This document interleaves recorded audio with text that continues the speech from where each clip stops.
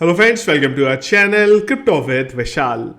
कल के दिन में क्रिप्टो मार्केट में बहुत सारी चीज़ें हमें आती हुई दिखाई दी। इवनिंग के टाइम पे हम लोगों ने बात करी सीपीआई के डेटा की। वो टाइम पे 4.9 आया, तकरीबन 27,600-700 पे बीटीसी था वो टाइम पे मैंने बोला अच्छा आया है, पंप होगा। पर अगर 4.5 आता तो बहुत अच्छा हमें रैली वहाँ पे देखने को मिलती। बिटकॉइन ने अच्छा पंप भी लिया, 28,300 पे गया। उसके बाद आया एक सडन वाला डंप, ये आप देख रहे हैं। और अगर मैं इसको ज़्यादा भी छोटा करूँ ना, ज़्यादा टाइम नहीं लगा, कुल मिला के एक 15 मिनट की एक कैंडल थी। ये आप देख सकते हैं, पूरी पूरी 1 2 3 ये कर 2 3 कैंडल थी करीब 15-20 मिनट की, जहाँ से बिटकॉइन के प्राइस ने 28,200 को से लेके 26,700 तक के बीच का रास्ता तय करा। काफ़ी सारे लोग बोलेंगे यार ये सब चीज़ें तो हम लोग टेलीग्राम पे डिस्कस कर ही चुके हैं। इसके बाद हमने ये भी बात करी कि क्या हुआ। मैंने एक वॉइस भी नोट डाला था जिसमें बात करी कि यार रूमर्स हैं ऐसे कि यूएस की तरफ से जो बिटकॉइन की होल्डिंग है वहाँ से बिटकॉइन निकाले जा रहे हैं। इसके बाद कंफर्मेशन स्क्रीनशॉट भी मैंने एक शेयर किया है यहाँ पे। यहाँ तक सारी चीज़ें आप लोगों को पता होंगी। अब रात में लेट हो गया सोते सोते, इसीलिए मॉर्निंग में अपडेट वीडियो आपको लेट मिला। अब कैसा लगेगा आपको ये चीज़ कि जब मैं आपको ये बोलूँ ये जो अपडेट हमने फाइनली डिस्कस किया था यूएस गवर्नमेंट वाला वो गलत था। जो वॉइस नोट था ऊपर का वही सही था। ये सारे के सारे कल थे रूमर्स, और वो रूमर्स की वजह से बहुत सारी चीज़ें हमें देखने को मिली। 15 मिनट के कैंडल में 78 मिलियन का लॉन्ग जो है वो लिक्विडेट भी हुआ है। पूरी की पूरी जो चीज़ें हुई यहाँ पे, जिसने उसी जगह पे अगर आप देखेंगे हमें ले आया है यहाँ पे, जिस एरिया में हम लोग सीपीआई के डेटा से पहले थे उसी जगह पे हम लोग आए हैं अच्छे सीपीआई के डेटा के बाद भी। तो ये रूमर्स बेसिकली फैले ऑन चेन डेटा की वजह से। जो डेटा निकल के आया, एक स्क्रीनशॉट आया, और यहाँ पे अगर आप देखोगे ये सिल्क रूट लेवल है, तो ये लेबलिंग बेसिकली गलत हो गई थी। उस लेवल के अकॉर्डिंग जो ऑन चेन डेटा आ रहा है वहाँ से ये पता चला कि ये यूएस गवर्नमेंट की तरफ से जो है बीटीसी उन्होंने निकाले हैं, जिस वजह से हमें ये पैनिक मोमेंट बिटकॉइन के प्राइस में देखने को मिला। क्योंकि अब एक और चीज़, कई लोग बोलें कि यार अगर चलो यूएस गवर्नमेंट ने ये 9,009.18 के बीटीसी सेल आउट कर भी दिए तो उससे क्या फ़र्क पड़ेगा। खाली भाई इतने छोटे से बिटकॉइन, देखो बात क्या होती है कि जब गवर्नमेंट जैसी इतनी बड़ी ऑर्गेनाइजेशन बिटकॉइन को निकालती है तो एक पैनिक मोमेंट बनता है, वेल मूवमेंट होता है, मैनिपुलेट करने की कोशिश की जाती है। और कल सीपीआई का डेटा अच्छा आया था तो वहाँ से एक रैली आनी थी, और रैली आई भी, वहाँ पे स्टार्ट भी हुई, लेकिन मार्केट को मैनिपुलेट कर दिया। अब इस चीज़ के बारे में बाद में बोल दिया गया कि भाई गलती से हो गया, यहाँ पे बाई मिस्टेक हम लोगों ने टैगिंग जो थी वो गलत कर दी, उस वजह से हमने ये मार्केट में चीज़ें डाल दी, मार्केट गिर गया। वो रूमर्स की वजह से सारी की सारी चीज़ें हो गई। क्योंकि आइडियली ना जब ये चीज़ें सही होती हैं ना तो ये हो जाती हैं, तब तक ये नहीं होता ये रूमर्स हैं। क्योंकि जब मैंने ये आपको तकरीबन 11 बजे के करीब 10:10:59 पे भेजा था, वो टाइम पे ये रूमर्स ही थे।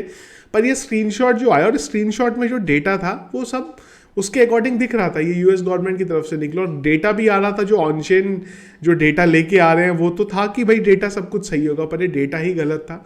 यूएस गवर्नमेंट ने ऐसा कुछ करा ही नहीं है, रूमर्स खाली फैले। उस वजह से हमें ये सारी की सारी चीज़ें बिटकॉइन में और क्रिप्टो में देखने को मिली, जिस वजह से बहुत सारा डंप हमें सडन बेसिस पे देखने को मिला। और अगर उसके बाद रिकवर हो गई चीज़ें, क्योंकि जब ये चीज़ आया कि नहीं यार रूमर्स थे, ऐसा कुछ नहीं था, बिटकॉइन ने थोड़ा थोड़ा रिकवर करना शुरू करा। लेकिन ये था कि अगर ये रूमर्स नहीं आते तो हम लोग एटलीस्ट 28,000 के ऊपर एटलीस्ट अभी बैठे हुए होते। और जब ये वीडियो बना रहा हूँ मैं तो बिटकॉइन का प्राइस है 27,500। तो ये पूरी की पूरी चीज़ें कल हुई हैं। सीपीआई का डेटा अच्छा भी आया, उसके बाद भी बिटकॉइन और क्रिप्टो जो था वो उसका फ़ायदा नहीं ले पाया। अब ये बाई मिस्टेक हुआ या उनको पता था कि लोगों ने लॉन्ग्स लगाए हुए हैं, हम लोग उल्टा खेल देते हैं, ज़बरदस्त प्रॉफिट देखने को मिलेगा, या उस वजह से किया गया, फिलहाल पता नहीं। फिलहाल खाली यहाँ पे बाई मिस्टेक अपोलोजाइज बोल के जो है कहानी ख़त्म हो गई, इसके अलावा कुछ हो भी नहीं सकता। ये सब चीज़ें ऐसी हैं जिस वजह से अक्सर हम लोग बात करते हैं कि क्रिप्टो में रेगुलेशन बहुत ज़्यादा ज़रूरी है, कि ऐसी चीज़ें हमें फ़िलहाल होती हुई ना दिखाई दे तो हमारे लिए अच्छा रहेगा। तो आई होप सारी की सारी चीज़ें अभी क्लियर हो गई होंगी। कल नाइट में ही मैंने सोचा था जब ये मुझे सारी चीज़ें पता चली कि ये हुआ है आप लोगों को बताऊं, लेकिन वो टाइम पे मुझे लगा बहुत लेट हो गया, मॉर्निंग में बताएंगे, और जैसा मैंने पहले ही बोला मॉर्निंग में उठते हुए लेट हो गया तो सारी चीज़ें रह गई। तो ये तो था सारी चीज़ें। इसके अलावा कल मैंने टेलीग्राम पे भी एक पोस्ट डाला था, पूरा एक एक्सप्लेनेशन डाला है 3.25 मिनट का। वजीर एक्स पे अगर आपको टैक्स को कैलकुलेट करना है किस तरीके से कर सकते हो, फ्री ऑफ कॉस्ट है, वेनॉक्स का लिंक है, तो अगर ये नहीं देखा है टेलीग्राम पे ज़रूर चेकआउट कर सकते हो। हर चीज़ के लिए मुझे लगा यूट्यूब पे वीडियो बनाने के टेलीग्राम पे बना लेते हैं, वहाँ से भी सारे लोग देख लेंगे। एक और चीज़ मैनिपुलेशन वाली चीज़ ही मैं आपको दिखा रहा हूँ। अब नई कहानी चल रही है पेपे को लेके, कॉइनबेस पे लिस्टिंग हो रही है, बड़ा अकाउंट है, और ये जो शेलिंग भी हो रही है ना, ये छोटे मोटे अकाउंट से शेलिंग नहीं हो रही है, करीब करीब 1 लाख फॉलोअर्स वाले अकाउंट है जो शेलिंग कर रहे हैं। अब ये बोल रहे हैं कि कॉइनबेस जो है वो ईमेल लोगों को भेज रहा है पेपे से रिलेटेड कि भाई पेपे के बारे में, भाई लिस्ट तो है नहीं पेपे कॉइनबेस में, कॉइनबेस क्यों भेजेगा ईमेल। और अगर आप ये देखोगे ना, ईमेल का फॉर्मेट भी नहीं है, और ना मैं बोल रहा हूँ कि पेपे को लो, मैं सिर्फ ये समझाना चाह रहा हूँ कि ये शेलिंग है, और जो शेलिंग से ही कई लोग इस फोमो में आ जाते हैं कि अरे यार कॉइनबेस पे लिस्ट हो गया तो क्या होगा। देखो एक चीज़ बहुत क्लियर है, बाइनेंस का वॉल्यूम कॉइनबेस से हमेशा ज़्यादा रहा है, और बाइनेंस वॉल्यूम बेस बहुत बड़ा एक्सचेंज है, पेपे ऑलरेडी लिस्टेड है। लेकिन अगर आप ट्रस्टेड की बात करोगे ना तो कॉइनबेस ज़्यादा है अगर बाइनेंस से हम लोग कंपेयर करते हैं तो। और अगर कॉइनबेस के ऊपर पेपे आएगा तो बहुत बड़ी रैली देखने को मिलेगी हमें, ये भी पक्का है।